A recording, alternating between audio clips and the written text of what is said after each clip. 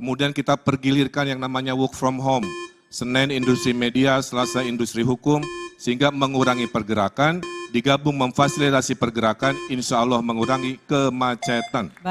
Calon Gubernur DKI Jakarta Ridwan Kamil mau menerapkan sistem work from home atau WFH bergilir untuk mengurangi kemacetan di Jakarta.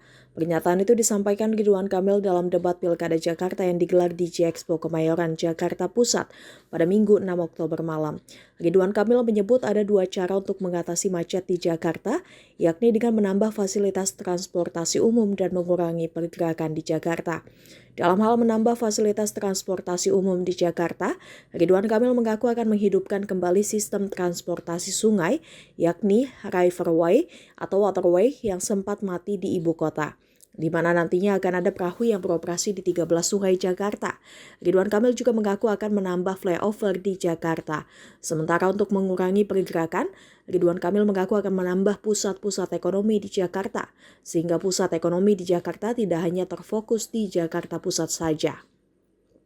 Pun mantan Gubernur Jawa Barat itu berjanji akan menerapkan sistem wajib WFH bergilir, di mana misal Senin bagian industri media dan Selasa untuk bidang hukum.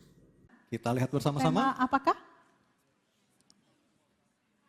Oke, soal transportasi yang terintegrasi. Baik, selanjutnya kami akan mengundang panelis Dr. Ahsanul Minan MH untuk mengambil undian daftar pertanyaan dari fishbowl yang ada di sebelah kiri saya.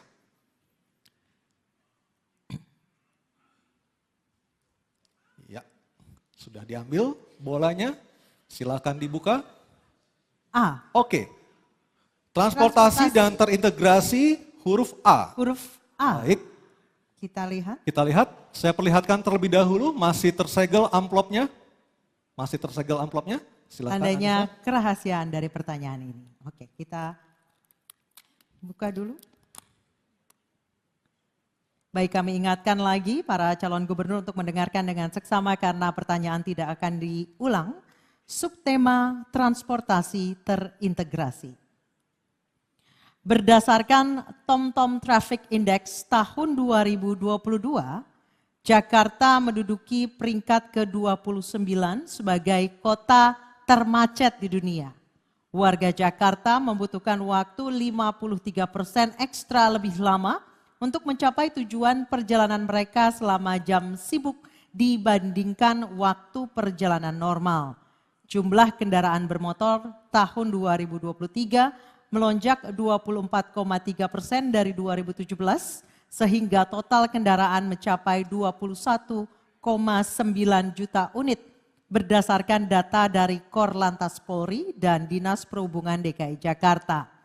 Aspek transportasi umum dan mobilitas merupakan kelemahan terbesar Jakarta untuk menjadi kota global. Pertanyaan, bagaimana program strategis dalam 5 tahun kepemimpinan Anda untuk mengatasi kemacetan di Jakarta? Ya, mengatasi macet ada dua ideologi. Ideologi memfasilitasi pergerakan MRT, LRT, Transjakarta, busway, bikeway, dan lain sebagainya.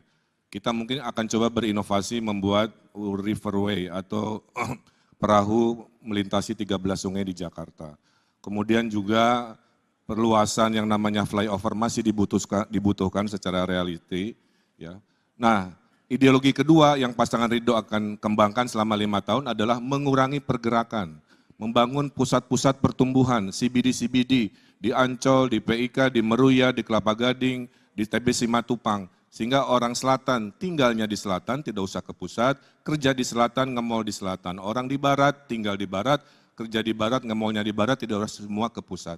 Kemudian kita pergilirkan yang namanya work from home.